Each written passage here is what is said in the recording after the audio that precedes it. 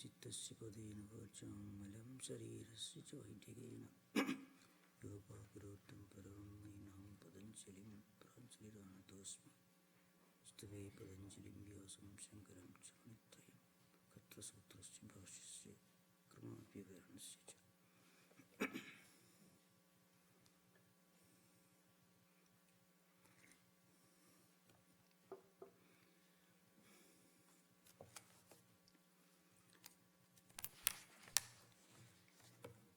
So these sutras dealing with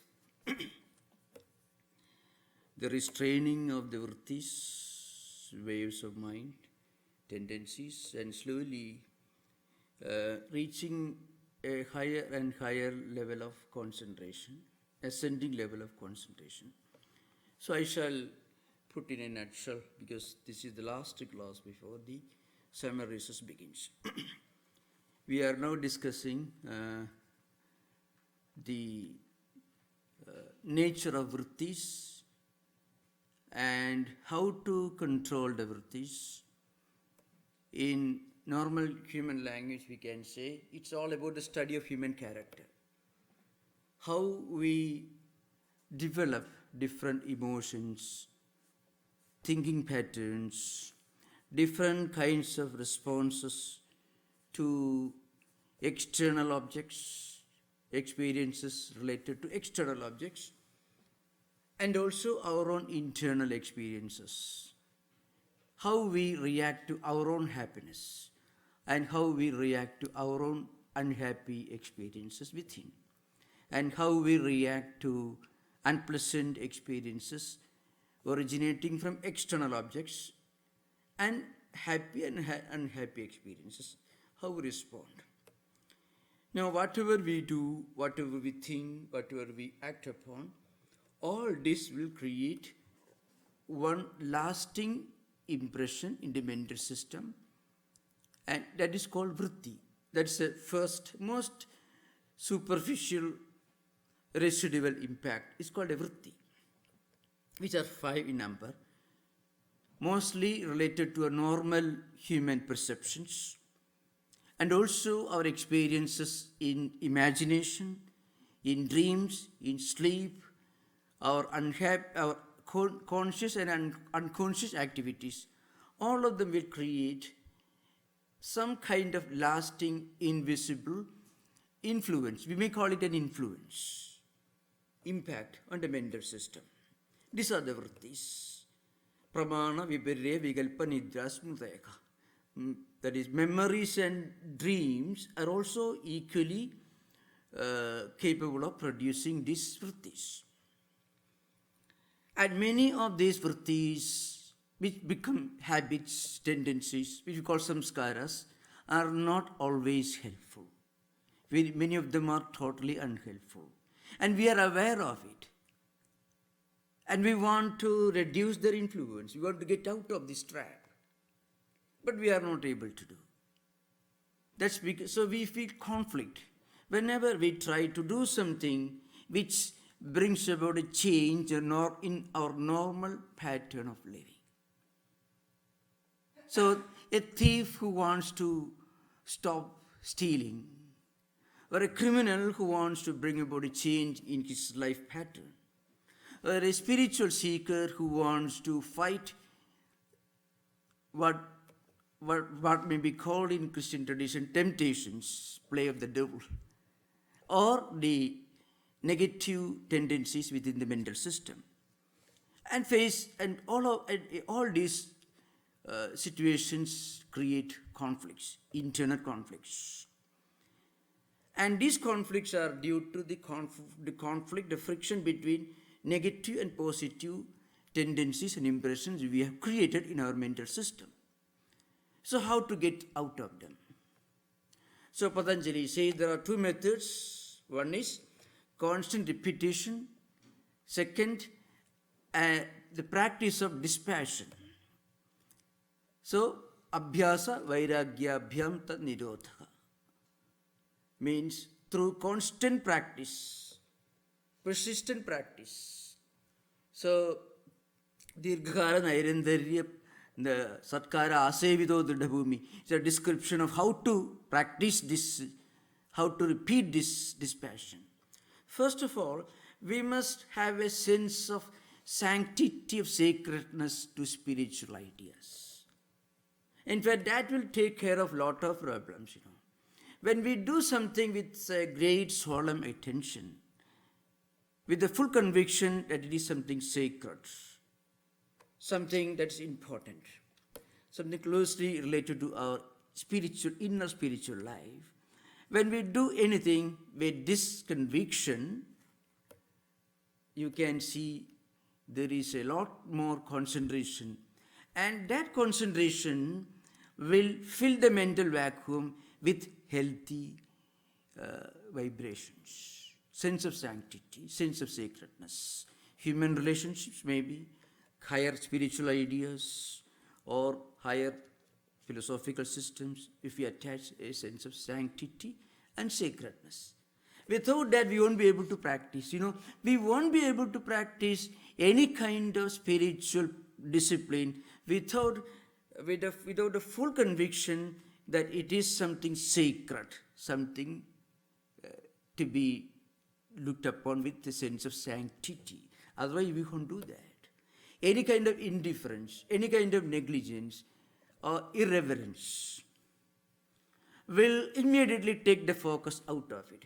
In fact, of course, going beyond the yoga context, I can say a large number of problems in modern educational system is because the new generation, or old generation also, of course, have forgotten, have lost the skill to look upon values and human relations with a sense of sacredness and sanctity, whether it's the institution of family, with the relationship between teacher and students in the universities, or human relations. So a sense of sanctity and sacredness will enable us to practice a value for a long time, that, Dirghakala Nairandarya, for a long time, and without any break, in unbroken succession. That is the meaning of Nairantarya. And for a long time. To practice this discipline, to continue a spiritual discipline for a long time, without a break, without boredom, you need to develop a sense of sanctity. Because we need a support, we need a logical explanation. Our mind will ask, why should I do that?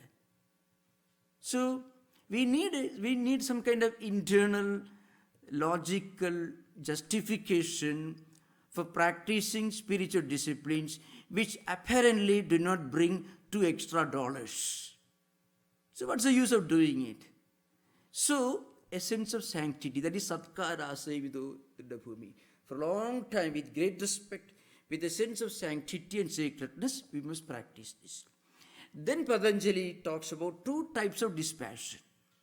One is the first stage, which is called Vashikara Vairagyam. That's what it says. The first stage of this dispassion. So long, constant, unbroken practice of the ideal of dispassion, non-attachment, non-obsession to worldly things will require some kind of mental restraint. So for that we need to practice a kind of dispassion or non-attachment. The first stage is Vashikara.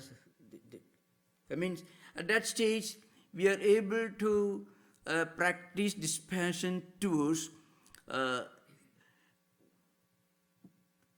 apparently happy experiences. That is Drishta Anusravika, means anything which is apparently, obviously pleasant. We can have it, but we should not be obsessed by, or we should not have an obsessive liking for it. Obsession. And not only for things of this world, but even for things related to afterlife. So, in fact, in many of these Yoga Sutras, Vedanta Sutras, you often find this mentioned. We should be free from desire not only for worldly pleasures that are quite easily available, which are quite obvious, but also mentally having a desire for enjoying something, some subtle experience of happiness, empirical happiness, even after death. So that is the first stage of dispassion we already discussed. The second stage of dispassion is called Gunavaitrishna. It is a higher kind of dispassion. So we have already discussed this much. Now, in the last sutra, 17th sutra, we already discussed Vitarka, Vichara, Ananda, Asmita, Anugama, Sampragnataha. So two types of concentrations are discussed in the 17th and 18th sutras of this. So in a way, they have got a great practical relevance.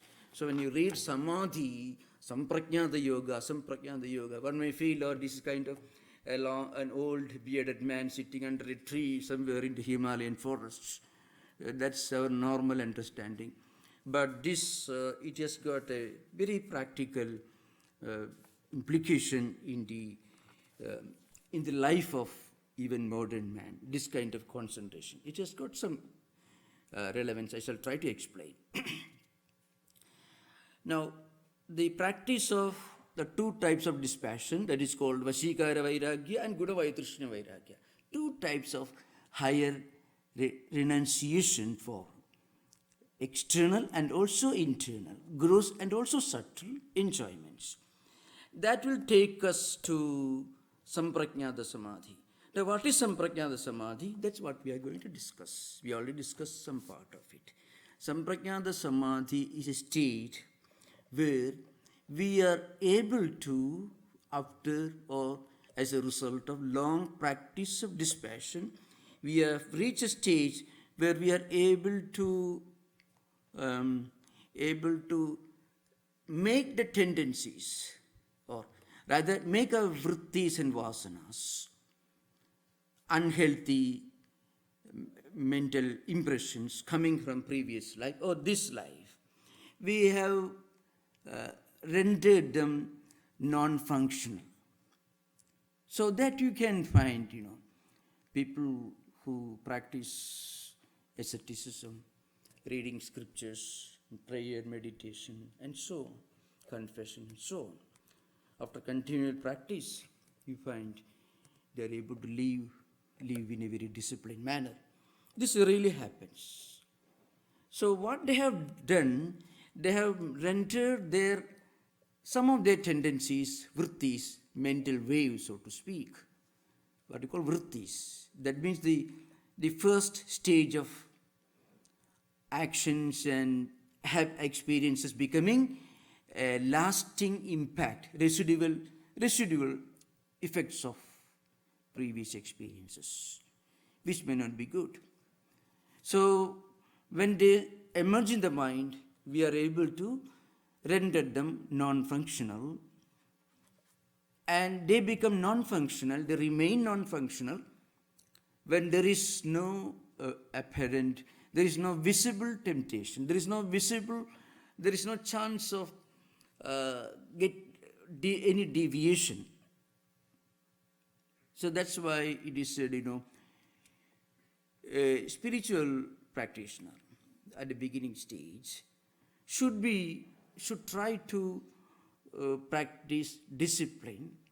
He should, as far as possible, have some control over the type of people he associates with. Associations.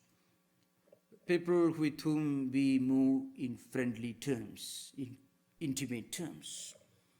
The kind of food we eat, the type of pictures, images we see, the kind of books we read, the journals we read.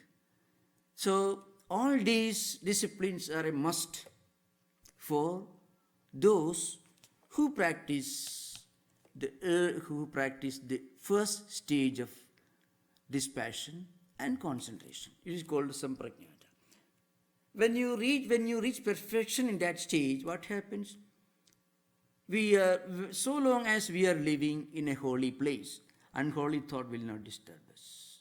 So long as we are not associating with undesirable people, undesirable thoughts will not disturb us. So long as we are reading only good books, our natural people's tendency to go for undesirable types of books or as ideas will become practically weakened. This happens.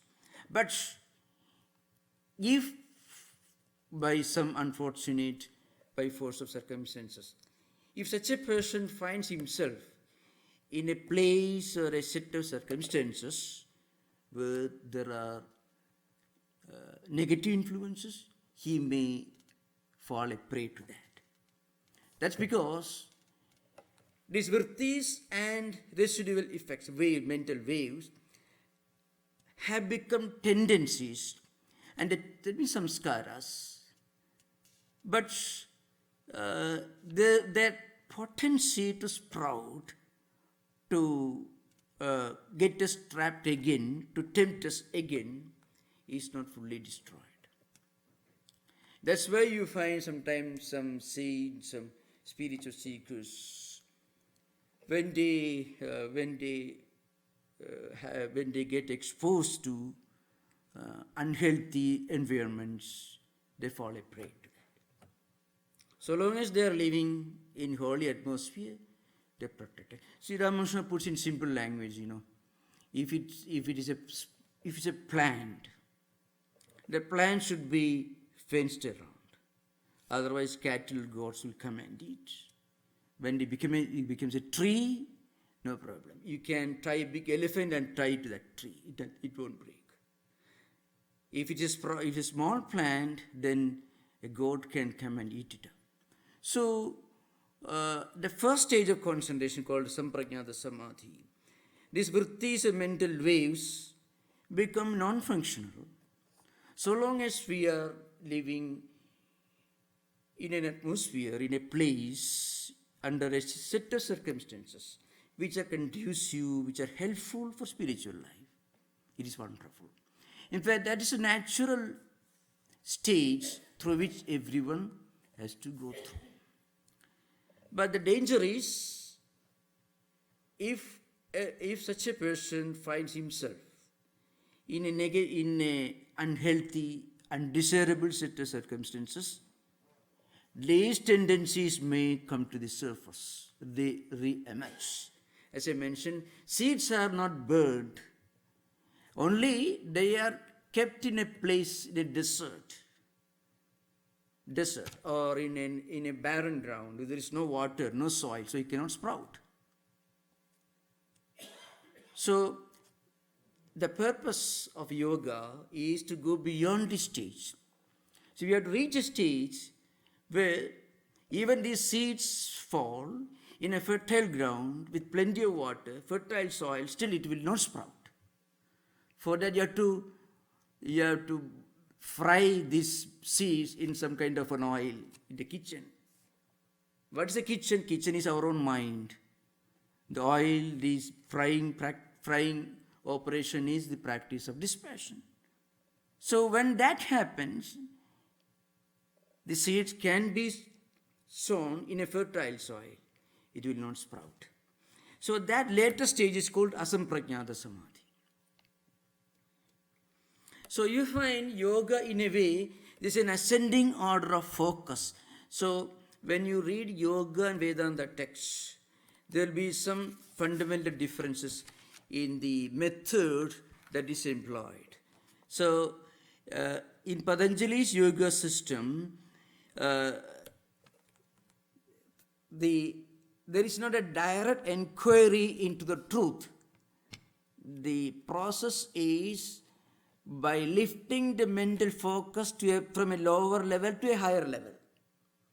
Mind doesn't keep quiet. Mind always goes on creating new tendencies, new impressions. So mind should be channelized towards some healthy direction, so that mind will produce healthy, spiritually helpful tendencies. In Vedanta, in non-dualistic philosophy Vedanta, we are just going in search of the absolute truth behind the whole creation.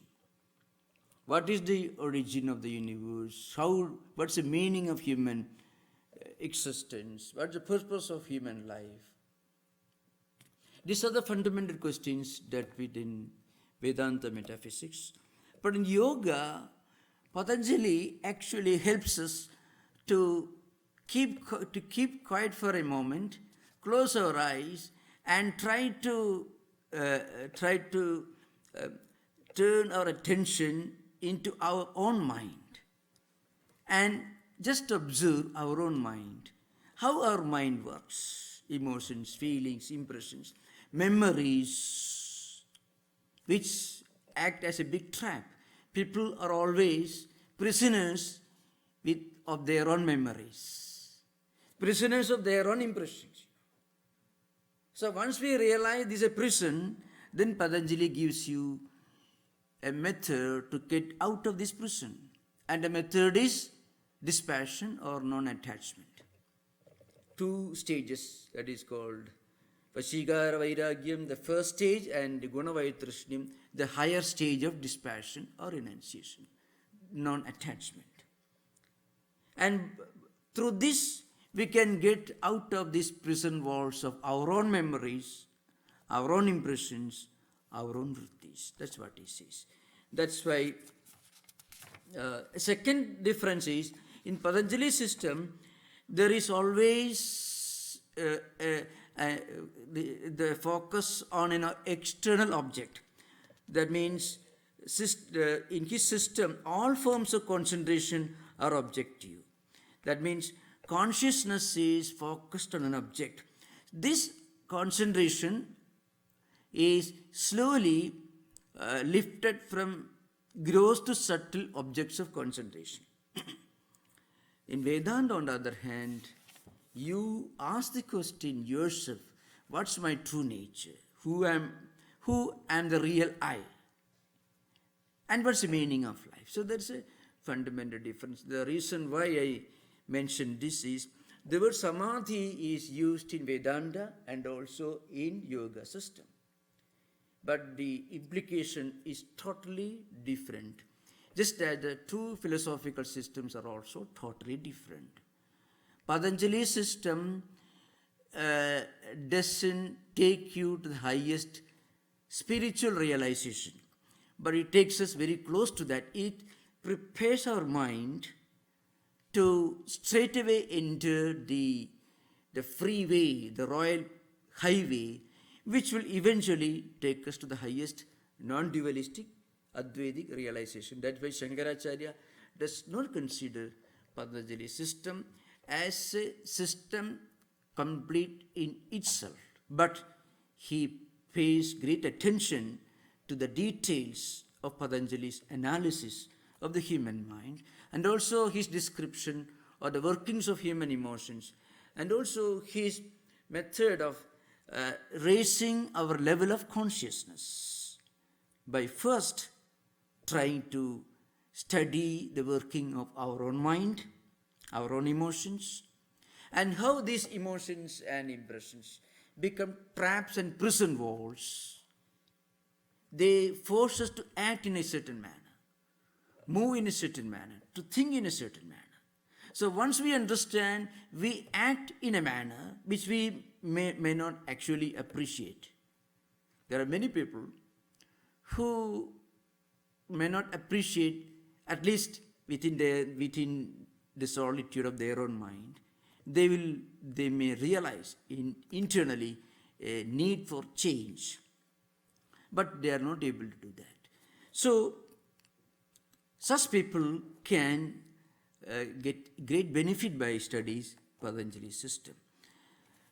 So as I mentioned, the Samprajnata Samadhi that was discussed in the 70th Sutra takes us to a higher level of consciousness, and when we reach that state, vrittis, residual effects of our previous experiences become tendencies.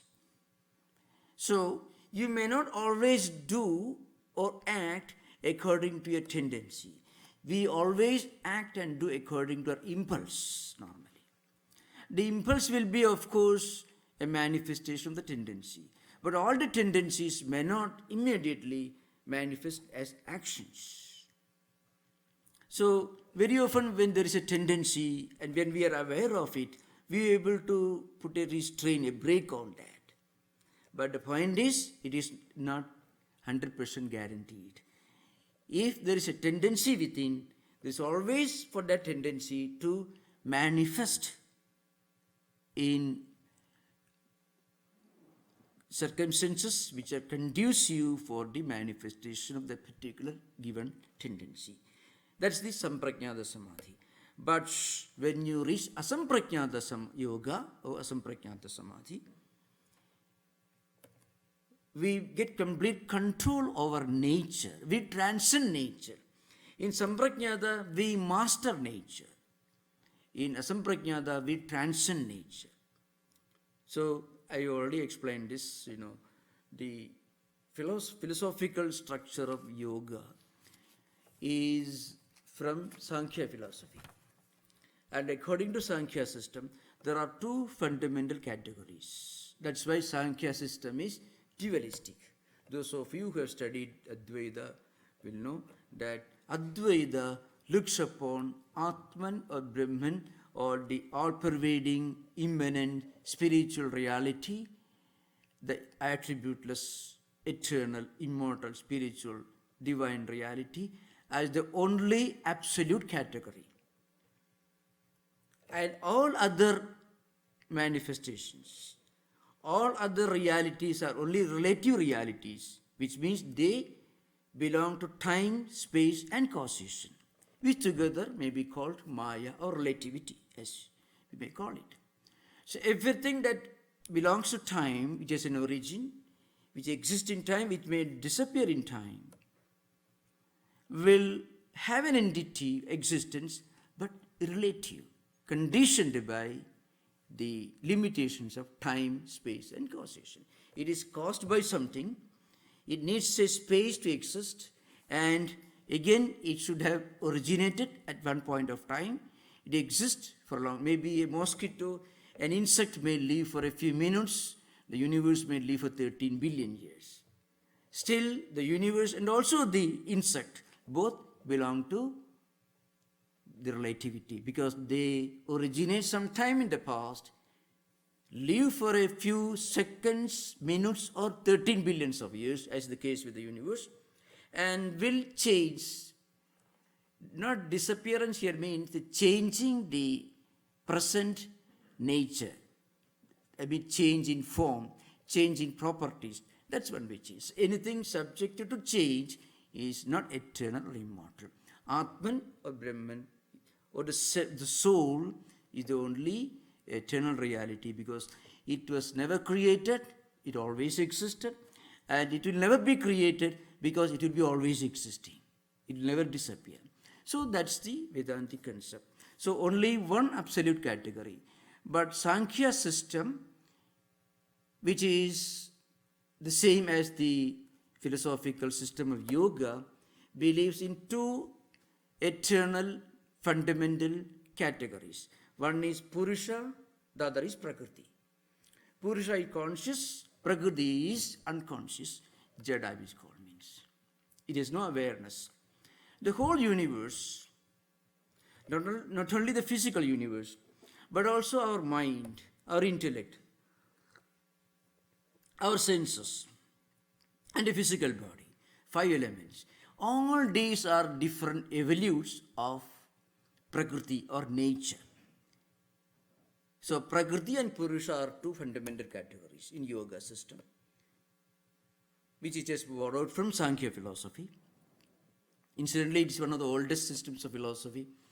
The oldest reference to Sankhya philosophical ideas are found in scriptures belonging to 3rd, 4th millennium BC. Kapila is the original teacher. So, as I mentioned, two fundamental categories. Both are equally real and eternal. One is Purusha, the other is Prakriti. The whole universe and everything is evolved from Prakriti. So first the Prakriti gives birth to Mahatattva or Buddhi, then Ahankara, then the three types of Ahankara, Sattvika, Rajasiga and Tamasika Ahankaras. Our senses of perception, senses of action, mind, the physical universe, everything evolves. I'm not going into those details, already discussed several times earlier. Now, Samprajnata Samadhi, explained in the 17th Sutra, will give you mastery over this creation, mastery over all these evolutes. So, mastery means we are able to control it. We are able to understand its function. But understanding its function doesn't mean that we are not under its influence. So, science and technology are tools with which we control external universe, phenomenal universe, empirical universe. When we turn our concentration to the external empirical universe, we discover many things in science and technology, and we are able to manipulate, we are able to control, we are able to regulate, we are able to make use of the powers of nature. But still we are under their influence. We are not transcending nature, we are only understanding a lot about nature. And knowledge doesn't mean mastery. That's why, of course, I don't go into those details. The power and knowledge that science and technology give us, very often we use for the wrong purpose, which shows that we have no control over them. Rather, they frequently control us. But still we are able to have some control over the functions, the dynamics, the potencies, the possibilities of nature. So Samprajnata Samadhi will help us to have control over the mental forces, the intellectual forces. But before we become powerful enough, we become capable of generating these inner skills, which is called Siddhi, Ashta Siddhi. I'm not going into those details. Anima, Garima, Laghima, Mahima, Isittum, Vasittum. There are 8 types of mental skills which yogis are supposed to be able to generate when they reach the state of Samprajnata consciousness, concentration. Just as a scientist in a laboratory is able to get control over certain forces of nature by knowing about their functions, so also yogi is able to get control over the functions of his mind by knowing about their functions. But still, he is not above that. So that's why Patanjali at the very beginning made it very clear. Before we step into yoga, we should qualify. We should have the spiritual qualifications to undertake this endeavor of controlling nature, controlling matter, controlling material world. I've already mentioned these 23 evolutes of Prakriti. That's, in fact, everything that we talk about science and technology are included in these 23 evolutes. They include, of course, Patanjali system talks not only about matter, not only Panchamahabhutas, just 5 evolutes are called Panchamahabhutas, which constitute the interphysical universe. The rest are things related to our mind, our intellect, our emotions, our feelings, etc. So before we are able to generate these skills, what we call miraculous powers, occult powers, wrongly called occult. They are not occult, they are purely scientific, as I mentioned in the last class. Just as we get tremendous physical skills by practice at the physical level, we get tremendous mental skills, intellectual skills, by turning our attention to our own mind. Now, he says one must get full qualification to undertake his journey. That's why he insists on Yamas and Niyamas, the first stage. So before you reach the Samprajnata Samadhi, you should be fully established in Yama and Niyama. Ahimsa, Satya, Asteya, Brahmacharya, Parigraha, Shauja, Santosha, Tapas, Swadhyaya, Isha, Pranidhana. These are 10 disciplines. The first 5 are called Yamas, which are universal skills, fundamental skills. The second 5 together, Shauja, Santosha, Tapas, Swadhyaya, Isha, Pranidhana, are the secondary group of disciplines. Non-violence, freedom from greed, freedom from any desire to possess things that belong to others, purity of life, resignation to God, contentment, internal and external purity. All these are essential qualifications. Before one acquires these qualifications, first of all, one may not be able to practice dispassion and renunciation, the 2 types of vairagyam we discussed. But there are people who do that. That's what I'm going to focus on before going to Asamprajnata Samadhi. If you look at Hindu mythology and if you just look at the history of the universe, you find a large number of people, extremely gifted people, scientists, military dictators, who have tremendous mental powers.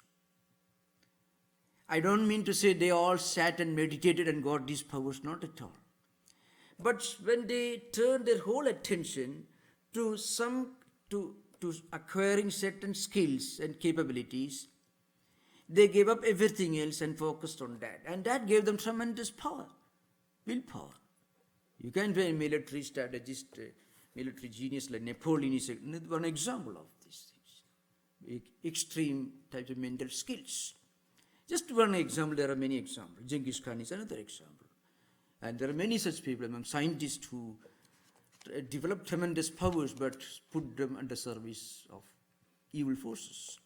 So what I mean to say, some kind of dispassion is possible for human beings to practice by focusing all their energy in one direction, so that mind is completely taken away from all other focus, everything else. And the whole mental skills are focused on one particular area of specialization. And you become a genius. It is one example of how concentration develops tremendous skills, human mind. But if such a person is not well established in ahimsa, non-violence, and is not completely free from greed, he may become a greedy person. He may become a scourge of humanity. So that's why Patanjali says, before we undertake any kind of spiritual disciplines, like renunciation or vairagya or dispassion, and also higher powers of concentration, we must practice some fundamental moral, ethical disciplines. So that's why he begins his whole system by emphasizing 2 sutras. One is Yama and Niyama. Ahimsa, Satya, Asteya, Brahmacharya, Parigraha. Yama and Shauja, Santosha, Tapasva, Adhyaya, Isha, Pranidhana, Niyamas. Together they are enough to evolve, to help us to evolve a wonderful civilized society. So that's why just as the powers of science and technology can be used for destructive purposes, the powers of the mind that you develop through extreme concentration, some kind of a distorted form of dispassion, it's called. One can develop tremendous mental powers, but before doing that, to be a spiritual seeker, you should be well established in Yamas and Niyamas. That's an important point. That's why the first step is Yama and Niyama. Second step, then we must have mastery over nature. Third step, then we must transcend nature. So mastery over nature, Samprajnata Samadhi. Transcending nature, going beyond nature is called Asamprajnata Yoga. Now, so we go to 18th Sutra, that is the Sutra dealing with Asamprajnata Yoga. Okay, we have about 2 minutes. So the Sutra is it needs a lot of focus because the words, simple translation may not mean much. Virama pratyaya abhyasa purvaka samskara sesho anyaha. So that is Sutra. So, first of all, it deals with virama. So I shall explain what is virama. Virama is a word, cessation of all vrittis, complete cessation of all vrittis. But it's different from nirodha. So, this higher yoga, asamprajnata yoga, or the other kind of nirodha, I mean higher state, is preceded by the practice of virama pratyaya. That means cessation of all vrittis. And abhyasa here means the cause of all cessation of all vrittis. And we will take up the next class. So we have about 10 minutes for interaction. If you don't have questions, I will continue. But before that, this announcement. This is the last class before the summer recess. Our next class will be on Friday, September the 22nd at 7:30 p.m. So please remember, this is the last class before summer recess. Our summer recess, yes, June 26th through September 16. So September 17, Sunday, is the first some Sunday lecture after summer recess. And I'm happy to inform you about something much more important. During this summer recess, we will have a very important program here in Vivekananda Hall, Labor Day Retreat, Saturday, September 22nd to Sunday, September the 3rd. So we will have this 2-day retreat in Vivekananda Hall, the same hall here. We will have classes morning and evening, plus meditation, and also prasad, lunch offering. So please remember, and you can try to attend this Labor Day retreat, Saturday, September 2nd and September 3rd, here in Vivekananda Hall. And another retreat is going to be held in Lake Tahoe, though it is not a public retreat, but still those who can get information from our website, you can also try to attend this Lake Tahoe retreat, that is from 21st to 30th July. The first class begins in the morning of 22nd, that is Saturday. It will be over on Sunday, 30th July. So those who want to attend, you can attend, but you have to bring your sleeping bags. You have to live like a yogi, leading ascetic life, concentration and meditation for 7-8 days. Those who cannot attend throughout the week, we can attend the weekends classes. Thank you. Now we have interaction.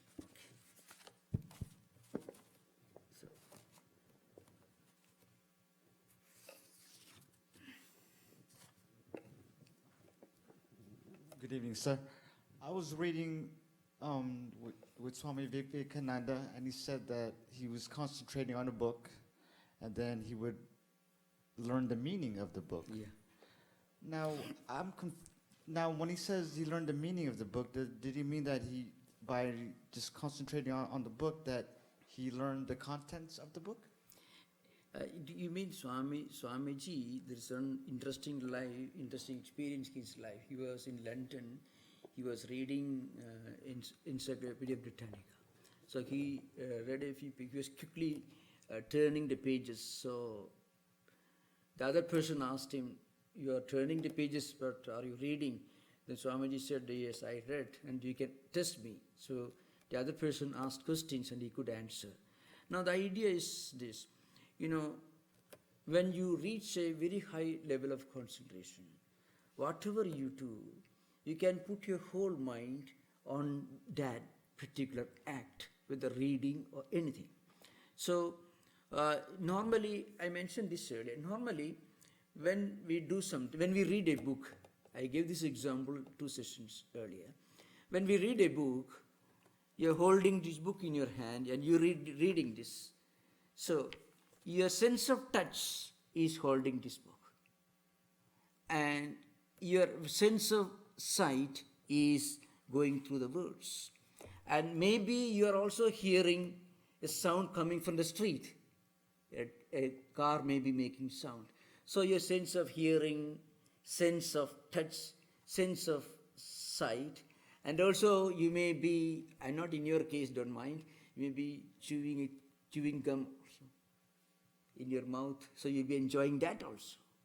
And maybe you're also speculating in your mind some previous, the future obligations, your duties and responsibilities. So mind is scattered in so many different ways. Mind is being dragged by all the 5 senses of perception and memory. With the result, only a fraction of your mental concentration power you are able to make use. A little tiny fraction. An ordinary person. A yogi will have no problem. When a yogi reads a book, for example, there is one word here, karmasaya is word. A yogi, when he reads that, there is nothing else so far as he is concerned except that word. He may just glance over that. 1 split second he may go through the whole sentence. When he reads that, his attention is completely focused on that particular word. So his mind takes the form of that word. Not only visual form, his mind absorbs the essence of that particular sentence or word and stays there. We all do that when you watch the 49ers jumping up and down. I'm not talking about your case, fans of this football. They are experts. I've seen experts who can narrate the movements of some of their favorite players. They never forget it. When they watch the TV or whatever it is, they don't think of anything else. So very often, we are able to concentrate on what we are interested in, which means we are not masters of our mind. Wherever our mind leads you, you go there. But a yogi has no problem. He can tell his mind, listen, you concentrate on this point, and it remains there. But others also are able to concentrate.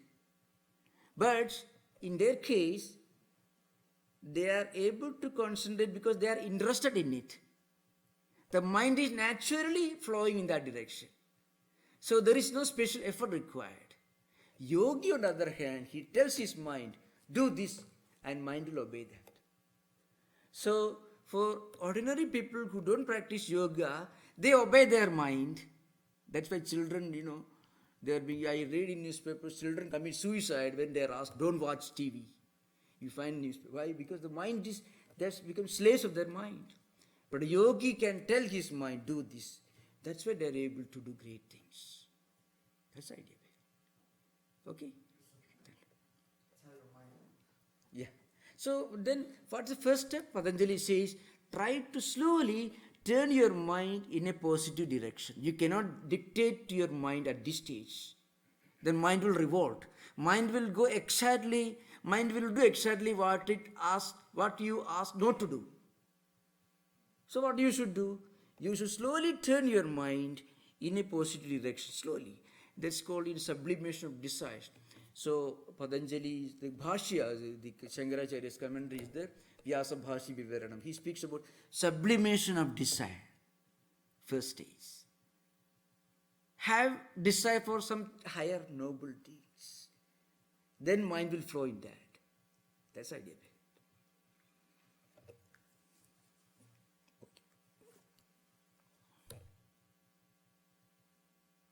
Anything else?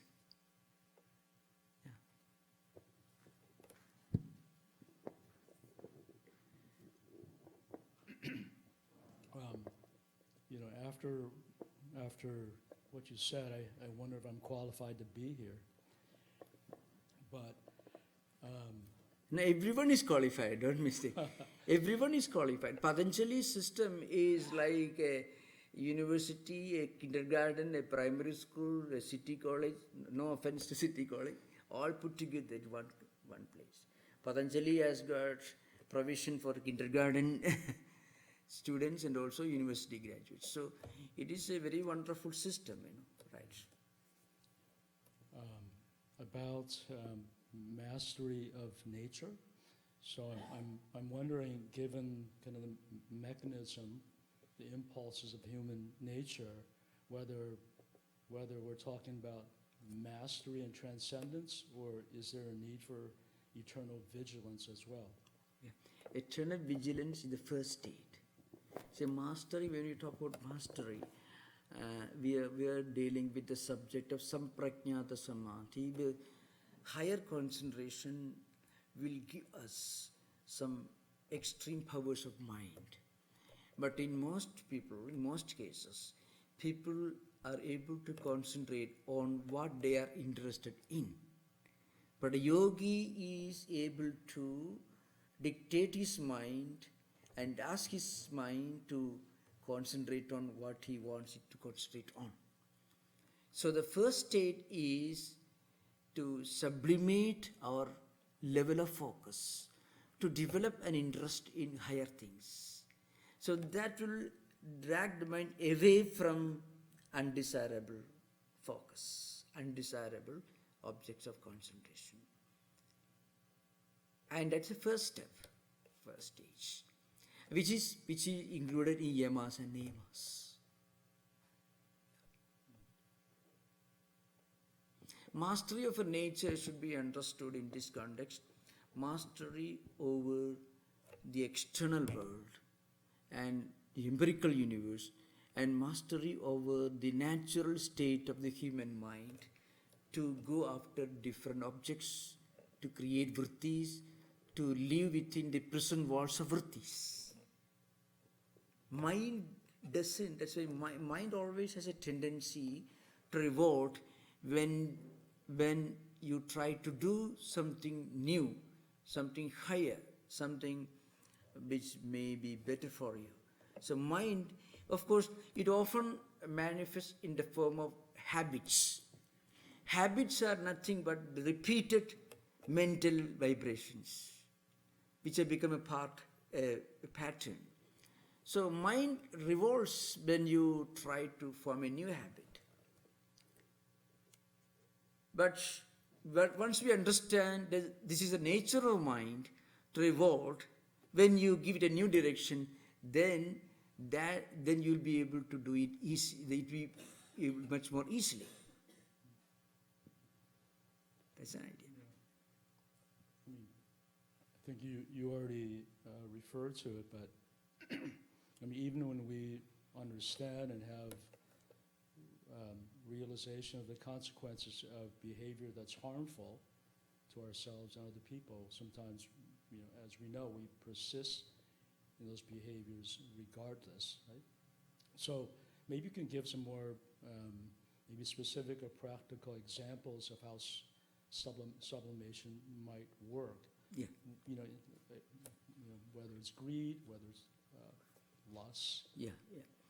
Anything that will create a positive vritti, healthy, spiritually helpful impression in the mind. Anything, any action or reading a book, any communication contact with such ideas will be helpful. Because as I told you, mind is a bag.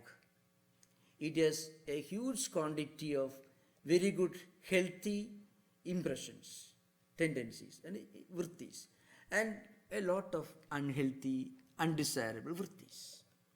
Now, the conflict is often used to it's a conflict between these two types of vrittis, contrasting types of tendencies and vrittis. So, positive tendencies should be increased. by turning the mind, our attention, our senses to positive actions. And proportionately, the power, the influence of negative vrittis will be proportionately decreased. And then you find more and more cooperation from mind in doing good deeds. Another very important benefit of understanding, at least theoretically, this practice, you will be able to do what is really good for you and for others, regardless of worrying about how people are going to respond to it. This is an important, this is a first skill for a beginner in yoga. A yogi, a person who practices this yoga technique of meditation, will have a tremendous willpower and ability to take up things, do things, irrespective of whether you get applaud, appreciation or criticism. Once you are convinced that your action, what you do, will be good for you and good for others, good, beneficial for you and others. That's why one very important natural characteristic of any spiritual seeker, not only yogi, a devotee of God who prays in a church or a temple, or a person who does good work for others, out of a strong conviction, he'll have a strong sense of conviction that what he is doing is good for him and good for others. Good for him for his spiritual good and good for other people in all ways. That's why, in the Gita, Lord Krishna gives a list of the essential characteristics of a yogi. Sandushta Satatam Yogi Yatatma Dridhanishchaya. You will be always happy. Happiness, not just superficial feeling of satisfaction, a kind of inner contentment in what you are doing, whatever it may be, because you are fully convinced it's good for you spiritually and good for others in all ways. So Sandhu Sadhu Yadatma Dridhanishchaya. Dridhanishchaya means a person of steely mind, a mind of steel, strong resolve, strong determination. So strong determination coupled with inner contentment. These are two essential characteristics of a yogi or a bhakta. This comes in the 12th chapter, Bhakti Yoga, but it is given as a fundamental characteristic of a devotee of God. He will be a yogi, he will have perfect control over his senses because he is a yogi, and he will have always a kind of inner contentment. Now, if you have inner contentment, that will give you a strong conviction about the benefit, about the fundamental goodness of whatever you are doing. Whatever you are doing, it gives you an inner contentment, and it is also good for others. So this strong resolve is a natural characteristic. Once we step into spiritual life, you can see these two fundamental characteristics you develop. One, a kind of inner contentment. You are doing the right thing. You are doing, and that itself is its own reward. Its own. Second, that gives you strong resolve. It is not the determination as we associate with people who do business, failure or success to continue. Not that sort of thing. But rather, that determination, that steely resolve is based on your own experience, because you are experiencing a tremendous inner contentment. That inner should be underlined. Inner contentment. And that gives you strong resolve. You can't do everything that will get applaud or appreciation for others. That's why Lord Krishna says yogi will have a inner contentment and will have a strong resolve. Okay. So please remember, our next class is on Friday, September the 22nd at 7:30 p.m. Our first Sunday lecture will be on 17th, that is Sunday, September, and we will have this Labor Day retreats in September 2nd, Saturday, and September 3rd, Sunday, here in Vivekananda Hall. The program will begin in the morning at 10 o'clock. Thank you. Om Shanti Shanti Shanti Hari Om Tat Sat Sri Ramakrishna Paramastu.